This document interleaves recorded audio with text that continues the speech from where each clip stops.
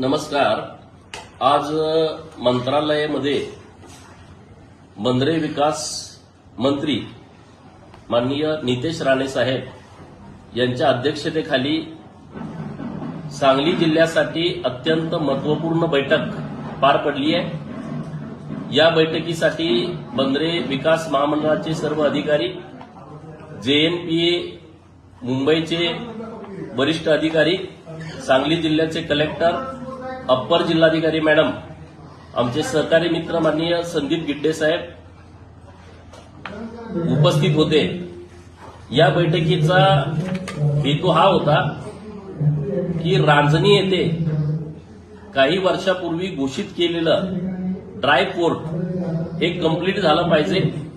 त्याच्या ज्या अडचणी काय आहेत त्या दूर झाल्या पाहिजेत। जत आणि कवटेमंकाळ किंवा आजूबाजूचा सगळा परिसर हा मोठ्या प्रमाणामध्ये डेव्हलप होऊ शकतो आणि म्हणून रांजणीमध्ये होऊ घातलेलं ड्रायफ्रूट जे आहे त्या संदर्भातल्या काही अडचणींची चर्चा झालेली आहे। राज्याचे मंत्री माननीय नितेश राणे साहेबांनी अत्यंत सकारात्मक आजची बैठक घेतली आहे। सर्व अधिकाऱ्यांना सूचना दिलेल्या आहेत आणि तशा पद्धतीनं केंद्रात आणि राज्यामध्ये जिथं जिथं कुठं गरज लागेल तिथं माननीय मंत्री महोदय स्वतः येण्याचं त्यांनी मान्य केलेलं आहे। देवाभाऊंच्या नेतृत्वामध्ये जी टीम केंद्राचे प्रोजेक्ट राज्यामध्ये आणण्यासाठी नेमलेली आहे त्या टीमकडे पण या ड्रायपोर्टच्या संदर्भातलं काम दिलं जाणार आहे। म्हणजे आपल्या परिसरातल्या सगळ्या लोकांच्यासाठी अत्यंत महत्वपूर्ण बैठक आज मंत्रालयामध्ये पार पडलेली आहे। या बैठकीमध्ये मी व्हर्च्युअल जॉईन होतो। माझी भूमिका तिथं मांडलेली आहे आणि इथून पुढे आम्ही या सगळ्या गोष्टीचा पाठपुरावा करतोय।